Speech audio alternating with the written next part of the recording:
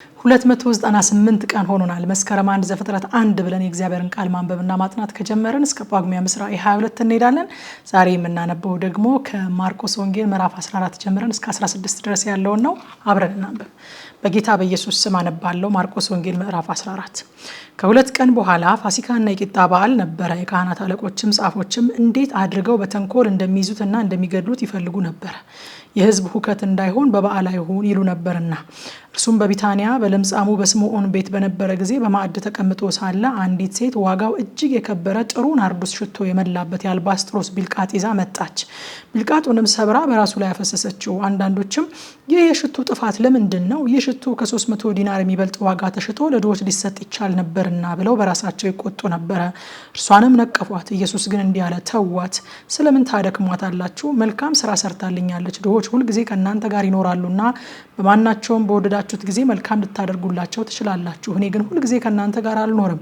የተቻላትን አደረገች። አስቀድማ ለመቃብሬ ሥጋዬን ቀባችሁ። እውነት እላችኋለሁ ይህ ወንጌል በዓለሙ ሁሉ በሚሰበክበት በማናቸውም ስፍራ እርሷ ያደረገችው ደግሞ ለእርሷ መታሰቢያ ሊሆን ይነገራል። ከ12ቱም አንዱ የአስቆሮቱ ይሁዳ አሳልፎ ሊሰጠው ወደ ካህናት አለቆች ሄደ። ሲሰሙም ደስ አላቸው። ብር የሚሰጡት ዘንድ ተስፋ ሰጡት። በሚመች ጊዜም እንዴት አድርጎ አሳልፎ እንዲሰጠው ይፈልግ ነበረ። ፋሲካን በሚያርዱበት በቂጣ በዓል መጀመሪያ ቀን ደቀ መዛሙርቱ ፋሲካን ትበላ ዘንድ ወዴት ሄደን ልናሰናዳልህ ትወዳለህ? አሉት። ከደቀ መዛሙርቱ 2 ላከ፣ እንዲህም አላቸው፣ ወደ ከተማ ሂዱ፣ ማድጋ ውሃ የተሸከመ ሰውም ይገናኛችኋል፣ ተከተሉት። የሚገባበትንም የቤቱን ጌታ መምህሩ ከደቀ መዛሙርቴ ጋር ፋሲካን የምበላበት የእንግዳ ቤት ወዴት ነው ይላል በሉት። እርሱም በደርብ ላይ ያለውን የተሰናዳና የተነጠፈ ታላቅ አዳራሽ ያሳያችኋል፣ በዚያም አሰናዱልን። ደቀ መዛሙርቱም ወጡ፣ ወደ ከተማም ሄደው እንዳላቸው አገኙ። ፋሲካውንም አሰናዱ። በመሸም ጊዜ ከ12ቱ ጋር መጣ። ተቀምጠውም ሲበሉ ኢየሱስ እውነት እላችኋለሁ ከእናንተ አንዱ እርሱም ከኔ ጋር የሚበላው አሳልፎ ይሰጠኛል አለ። እነርሱም ያዝኑ፣ እያንዳንዳቸውም እኔ ይሆንን ይሉት ጀመረ። እርሱም መልሶ ከ12ቱ አንዱ ከኔ ጋር ወደ ወጭቱ እጁን የሚያጠልቀው ነው። የሰው ልጅስ ስለ እርሱ እንደተጻፈ ይሄዳል። ነገር ግን የሰው ልጅ አልፎ ለሚሰጥበት ለዚያ ሰው ወዮለት፣ ያ ሰው ባልተወለደ ይሻለው ነበር አላቸው። ሲበሉም ኢየሱስ እንጀራን አንስቶ ባረከ፣ ቆርሶም ሰጣቸውና እንካችሁ ይህ ሥጋዬ ነው አለ። ጽዋውንም አንስቶ አመስግኖም ሰጣቸው። ሁሉም ከእርሱ ጠጡ። እርሱም ይህ ስለ ብዙዎች የሚፈስ የአዲስ ኪዳን ደሜ ነው። እውነት እላችኋለሁ በእግዚአብሔር መንግሥት ከወይኑ ፍሬ አዲሱን እስከምጠጣበት እስከዚያን ቀን ድረስ ደግሞ አልጠጣሁም አላቸው። መዝሙርም ከዘመሩ በኋላ ወደ ደብረ ዘይት ወጡ።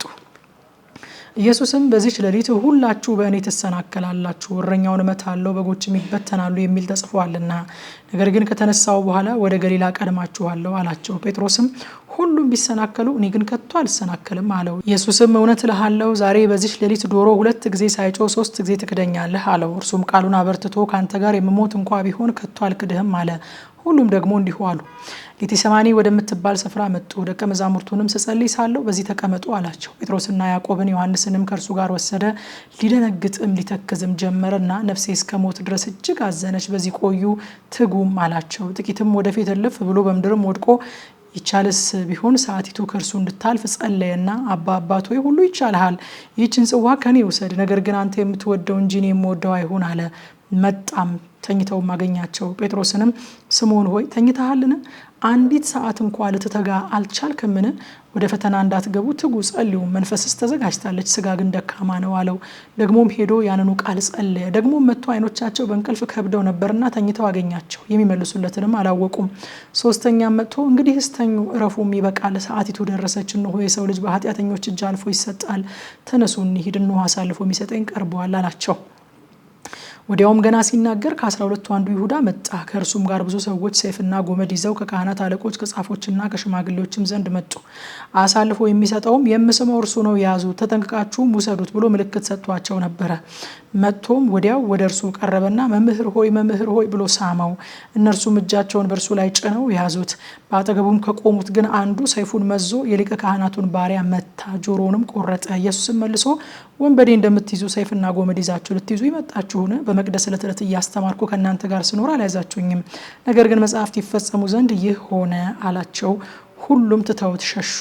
እርቃኑንም በነጠላ የሸፈነ አንድ ጎበዝ ይከተለው ነበረ። ጎበዛዝቱም ያዙት። እርሱ ግን ነጠላውን ትቶ ራቁቱን ሸሸ።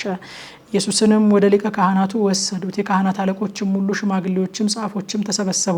ጴጥሮስም እስከ ሊቀ ካህናቱ ግቢ ውስጥ በሩቁ ተከተለው። ከሌሎችም ጋር ተቀምጦ እሳት ይሞቅ ነበረ። የካህናት አለቆችም ሸንጎም ሁሉ እንዲገድሉት በኢየሱስ ላይ ምስክር ይፈልጉ ነበረ፣ አላገኙምም። ብዙዎች በሐሰት ይመሰክሩበት ነበርና ምስክርነታቸው ግን አልተስማማም። ሰዎችም ተነስተው እኔ ይህን በእጅ የተሰራውን ቤተ መቅደስ አፈርሰዋለሁ፣ በ3 ቀንም ሌላ በእጅ ያልተሰራውን እሰራለሁ ሲል ሰማ ነው ብለው በሐሰት መሰከሩበት። ምስክርነታቸውም እንዲሁ እንኳ አልተስማማም። ሊቀ ካህናቱም በመካከላቸው ተነስቶ አንዳች አትመልስምን? እነዚህስ በአንተ ላይ የሚመሰክሩብህ ምንድን ነው ብሎ ኢየሱስን ጠየቀው። እርሱ ግን ዝም አለ፣ አንዳችም አልመለሰም። ደግሞም ሊቀ ካህናቱ ጠየቀውና የብሩክ ልጅ ክርስቶስ አንተ ነህን? አለው። ኢየሱስም እኔ ነኝ፣ የሰው ልጅም በኃይል ቀኝ ሲቀመጥ በሰማይ ደመና ሲመጣ ታያላችሁ አለ። ሊቀ ካህናቱም ልብሱን ቀደደና ከእንግዲህ ወዲህ ምስክሮች ምን ያስፈልገናል? ስድቡን ሰማችሁ፣ ምን ይመስላችኋል? አለ። እነርሱም ሁሉ ሞት ይገባዋል ብለው ፈረዱበት። አንዳንዶችም ይተፉበት፣ ፊቱንም ሸፍነው ይጎስሙትና ትንቢት ተናገር ይሉት ጀመረ። ሎሌዎችም በጥፊ እየመቱ ወሰዱት። ጴጥሮስም በግቢ ውስጥ ወደ ታች ሳለ ከሊቀ ካህናቱ ገረዶች አንዲቱ መጣች። ጴጥሮስም እሳት ሲሞቅ አይታ ተመለከተችውና አንተ ደግሞ ከናዝሬቱ ከኢየሱስ ጋር ነበር ካለችው። እርሱ ግን የምትይውን አላውቅም አላስተውልምም ብሎ ካደ። ወደ ውጭም ወደ ደጅ ወጣ፣ ዶሮም ጮኸ። ገረዲቱም አይታው በዚያ ለቆሙት ይህ ከእርሱ ወገን ነው ስትል ሁለተኛ ትነግራቸው ጀመረ። እርሱም ደግሞ ካደ። ጥቂት ቆይተውም በዚያ የቆሙት ዳግመኛ ጴጥሮስን የገሊላ ሰው ነህና ከእነርሱ ወገን በእውነት ነህ አሉት። እርሱ ግን ይህ የምትሉትን ሰው አላውቀውም ብሎ ይረግምና ይምል ጀመረ። ወዲያውም ዶሮ ሁለተኛ ጮኸ። ጴጥሮስም ኢየሱስ ዶሮ 2 ጊዜ ሳይጮህ 3 ጊዜ ትክደኛለህ ያለው ቃል ትዝ አለው። ነገሩንም አስቦ አለቀሰ። የማርቆስ ወንጌል ምዕራፍ 15። ወዲያውም ማለዳ የካህናት አለቆች ከሽማግሌዎችና ከጻፎች ከሸንጎም ሁሉ ጋር ከተማከሩ በኋላ ኢየሱስን አሳስረው ወሰዱትና ለጲላጦስ አሳልፈው ሰጡት። ጲላጦስም አንተ የአይሁድ ንጉሥ ነህን ብሎ ጠየቀው። እርሱም አንተ አልህ ብሎ መለሰለት። የካህናት አለቆችም ብዙ ያሳጡት ነበረ፣ እርሱ ግን ምንም አልመለሰም። ጲላጦስ ደግሞ አንዳች አትመልስምን? እነሆ በስንት ነገር ያሳጡሃል ብሎ ጠየቀው። ኢየሱስም ከዛ በኋላ ጲላጦስ እስኪደነቅ ድረስ ምንም አልመለሰም። በዚያም ዓመት በዓል አንድ እስረኛ ይፈታላቸው ነበረ። በአመፅም ነፍስ ከገደሉት ከአመፀኞች ጋር የታሰረ በርባን የተባለ ነበረ። ሕዝቡም ወጥተው እንደ ልማዱ ያደርግላቸው ዘንድ እየጮሁ ይለምኑት ጀመረ። ጲላጦስም የአይሁድን ንጉሥ እፈታላችሁ ዘንድ ትወዳላችሁን ብሎ መለሰላቸው። የካህናት አለቆች በቅንዓት አሳልፈው እንደሰጡት ያውቅ ነበርና። የካህናት አለቆች ግን በርባንን በእርሱ ፈንታ ይፈታላቸው ዘንድ ሕዝቡን አወኳቸው። ጲላጦስም ዳግመኛ መልሶ እንግዲህ የአይሁድ ንጉሥ የምትሉትን ምን ላደርገው ትወዳላችሁ አላቸው። እነርሱም ዳግመኛ ስቀለው እያሉ ጮሁ። ጲላጦስም ምን ነው ያደረገው ክፋት ምንድን ነው አላቸው። እነሱ ግን ስቀለው እያሉ ጩኸት አበዙ። ጲላጦስም የሕዝቡን ፈቃድ ሊያደርግ ወዶ በርባንን ፈታላቸው። ኢየሱስንም ገርፎ እንዲሰቀል አሳልፎ ሰጠ። ወታደሮችም ፕራይቶሪዮን ወደሚባል ግቢ ውስጥ ወሰዱት። ጭፍራውንም ሁሉ በአንድነት ጠሩ። ቀይ ልብስም አለበሱት። የሾህ አክሊልም ጎንጉኖ ደፉበት። የአይሁድ ንጉሥ ሆይ ሰላም ላንተ ይሁን እያሉ እጅ ይነሱት ጀመረ። ራሱንም በመቃ መቱት፣ ተፉበትም፣ ተንበርክከውም ሰገዱለት። ከተዘባበቱበትም በኋላ ቀዩን ልብስ ገፈፉት፣ ልብሱንም አለበሱት፣ ሊሰቅሉትም ወሰዱት። አንድ መንገድ አላፊም የአሌክሳንድሮስና የሩፎስ አባት ስምዖን የተባለ የቀሬና ሰው ከገጠር ሲመጣ መስቀሉን ይሸከም ዘንድ አስገደዱት። ትርጓሜውም የራስ ቅል ስፍራ ወደሚሆን ጎልጎታ ወደ ተባለ ስፍራ ወሰዱት። ከርቤም የተቀላቀለበትን የወይን ጠጅ እንዲጠጣ ሰጡት። እርሱ ግን አልተቀበለም። ሰቀሉትም። ልብሱንም ማን ማን እንዲወስድ ዕጣ ተጣጥለው ተካፈሉ። በሰቀሉት ጊዜ 3 ሰዓት ነበረ። የክሱን ጽሕፈትም የአይሁድ ንጉሥ የሚል ተጽፎ ነበረ። ከእርሱም ጋር 2 ወንበዶች አንዱን በቀኝ አንዱን በግራው ሰቀሉ። መጽሐፍም ከአመፀኞች ጋር ተቆጠረ ያለው ተፈጸመ። የሚያልፉትም ራሳቸውን እየነቀነቁ ይሰድቡት ነበርና ዋ ቤተ መቅደስን የምታፈርስ በ3 ቀንም የምትሰራ ከመስቀሉ ወርደ ራስህን አድን አሉ። እንዲሁም የካህናት አለቆች ደግሞ ከጻፎች ጋር እርስ በርሳቸው እየተዘባበቱ ሌሎችን አዳነ፣ ራሱን ሊያድን አይችልም፣ አይተንና ምን ዘንድ የእስራኤል ንጉሥ ክርስቶስ አሁን ከመስቀል ይውረድ አሉ። ከእርሱም ጋር የተሰቀሉት ይነቅፉት ነበረ። 6 ሰዓትም በሆነ ጊዜ እስከ 9 ሰዓት በምድር ሁሉ ላይ ጨለማ ሆነ። በ9 ሰዓትም ኢየሱስ ኤሎሄ ኤሎሄ ላማ ሰበቅታኒ ብሎ በታላቅ ድምፅ ጮኸ። ትርጓሜውም አምላኬ አምላኬ ለምን ተውከኝ ማለት ነው። በዚያም ከቆሙት ሰዎች ሰምተው እነሆ ኤልያስን ይጠራል አሉ። አንዱም ሮጦ ሆምጣጤ በሰፍነግ ሞላ፣ በመቃም አድርጎ ተው ኤልያስ ሊያወርደው ይመጣ እንደሆነ እኔ እያለ አጠጣው። ኢየሱስም በታላቅ ድምጽ ጮኸ፣ ነፍሱንም ሰጠ። የቤተ መቅደስን መጋረጃ ከላይ እስከ ታች ከሁለት ተቀደደ። በዚያም በአንጻሩ የቆመ የመቶ አለቃ እንዲህ ጮሆ ነፍሱን እንደሰጠ ባየ ጊዜ ይህ ሰው በእውነት የእግዚአብሔር ልጅ ነበረ አለ። ሴቶችም ደግሞ በሩቅ ሆነው ይመለከቱ ነበረ። ከእነርሱም በገሊላ ሳለ ይከተሉትና ያገለግሉት የነበሩ መግደላዊት ማርያም፣ የታናሹ ያዕቆብና የዮሳም እናት ማርያም፣ ሰሎሜም ነበሩ። ከእነርሱም ጋር ወደ ኢየሩሳሌም የወጡ ሌሎች ብዙዎች ሴቶች ነበሩ። አሁንም በመሸ ጊዜ የሰንበት ዋዜማ የሆነ የማዘጋጀት ቀን ስለነበረ የከበረ አማካሪ የሆነ የአርማትያስ ዮሴፍ መጣ። እርሱም ደግሞ የእግዚአብሔርን መንግስት ይጠባበቅ ነበረ። ደፍሮም ወደ ጲላጦስ ገባና የኢየሱስን ስጋ ለመነው። ጲላጦስም አሁኑኑ እንዴት ሞተ ብሎ ተደነቀ። የመቶ አለቃውንም ጠርቶ ከሞተ ቆይቷልን ብሎ ጠየቀው። ከመቶ አለቃውም ተረድቶ በድኑን ለዮሴፍ ሰጠው። በፍታም ገዝቶ አውርዶም በበፍታ ከፈነው።